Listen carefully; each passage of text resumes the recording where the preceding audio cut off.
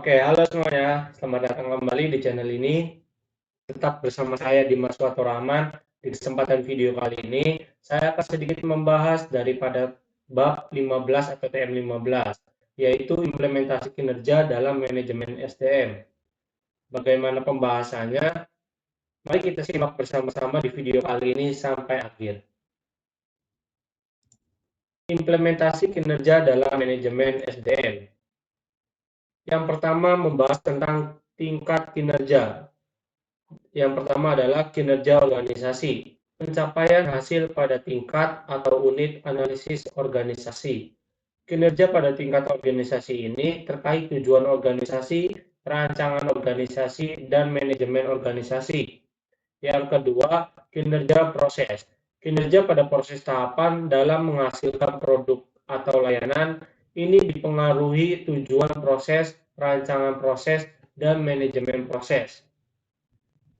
Yang ketiga, yaitu kinerja individu atau pekerjaan.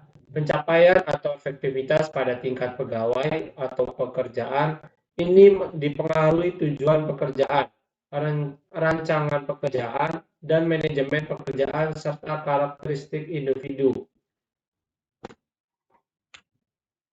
Selanjutnya, garis besar kategori arti kinerja. Kinerja merupakan pengertian sebagai perilaku, merupakan seperangkat perilaku yang relevan dengan tujuan organisasi atau unit organisasi tempat orang bekerja. Kinerja merupakan sinonim dengan perilaku. Kinerja adalah sesuatu yang secara aktual orang kerjakan dan dapat diobservasi. Kinerja mencangkup tindakan dan perilaku yang relevan dengan tujuan organisasi. Kinerja bukan konsekuensi atau hasil tindakan, melainkan tindakan itu sendiri.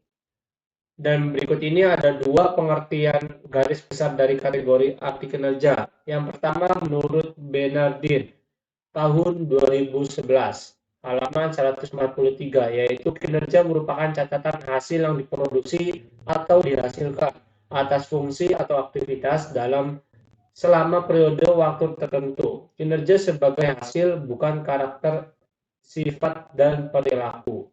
Selanjutnya menurut Rika tahun 2003, kinerja sebagai hasil juga terkait dengan produktivitas dan efektivitas. Produktivitas merupakan hubungan antara jumlah barang dan jasa yang dihasilkan dengan jumlah tenaga kerja, modal, dan sumber daya yang digunakan dalam produksi itu sendiri.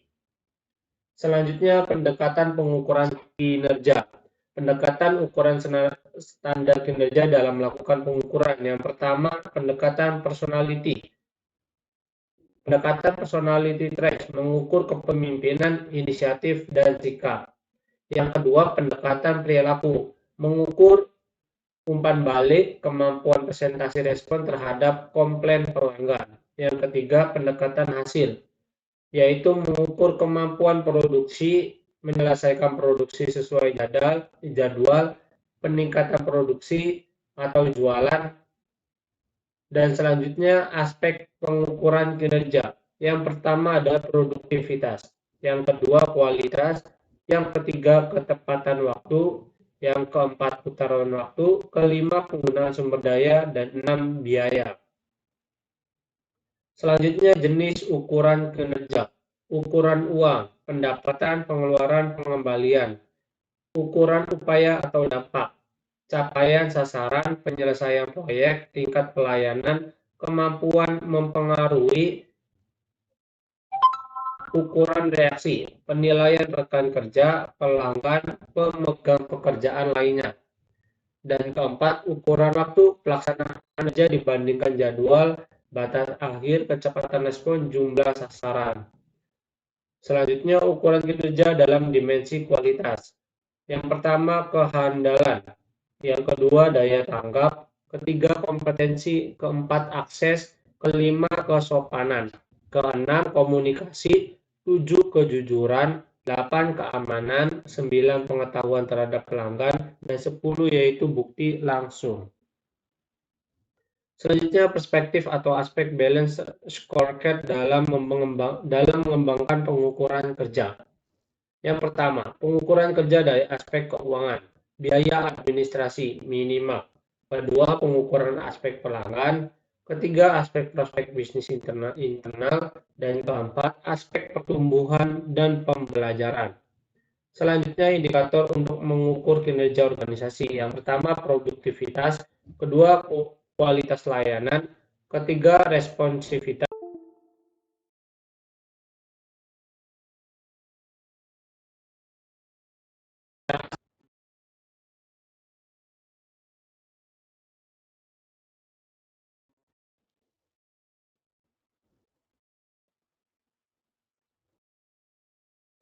Selanjutnya, indikator penilaian kinerja organisasi. Yang pertama, efisiensi. Pertimbangan tentang keberhasilan organisasi pelayanan publik mendapat laba, memanfaatkan faktor produksi, serta pertimbangan yang berasal dan rasionalitas ekonomi. Kedua, efektivitas, rasionalitas nilai misi, tujuan organisasi, serta fungsi agen pembangunan. Ketiga, keadilan, dan keempat yaitu daya tanggap. Kinerja dan problematika dalam manajemen pengetahuan.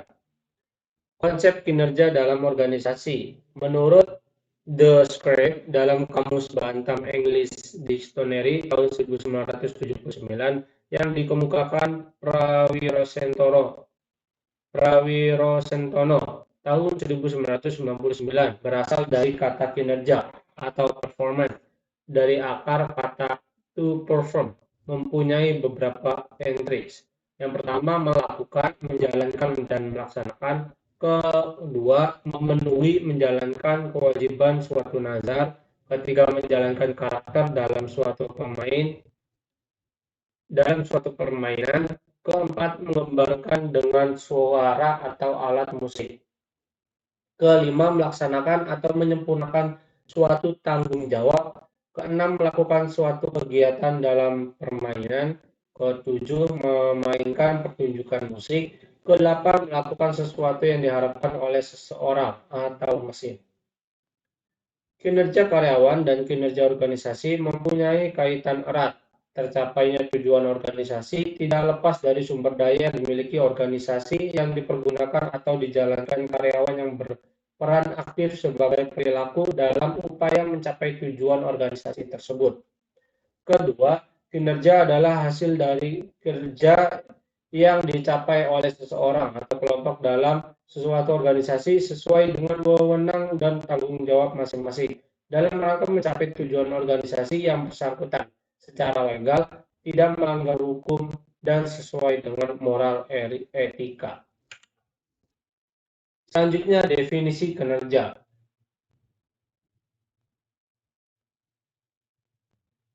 Dapat kita lihat dan baca masing-masing di layar sebagai berikut. Menurut Ray dan Biar, kinerja pencapaian hasil. Dan selanjutnya sampai dengan pengertian definisi kinerja menurut Gibson. Selanjutnya ini adalah unsur yang terdapat dalam kinerja. Hasil-hasil fungsi pekerjaan, pencapaian tujuan organisasi, tidak melanggar hukum, faktor yang mempengaruhi terhadap presentasi kinerja awal, periode waktu tertentu, dan sesuai dengan moral dan etika. Pekerjaan dan kinerja organisasi, fungsi pekerjaan atau kegiatan yang terkait kinerja organisasi atau perusahaan, strategi organisasi, pemasaran, operasional, SDM, dan keuangan.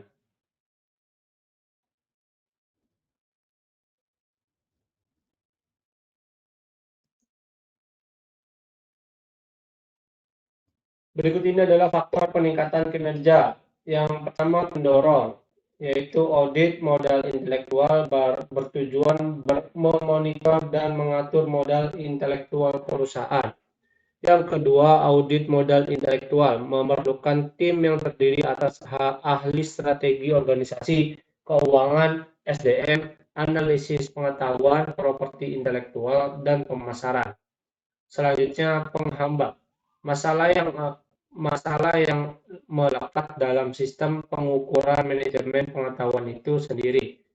Kedua, sulit mengidentifikasi hubungan langsung antara inisiatif manajemen pengetahuan dengan performansi perusahaan. Ketiga, manajemen biasanya meminta indikator aset data seperti dampak terhadap performansi, keuangan, dan operasional lainnya. Keempat, semakin beragam dan kompleksnya stakeholder atau pihak berkepentingan terhadap eksistensi perusahaan.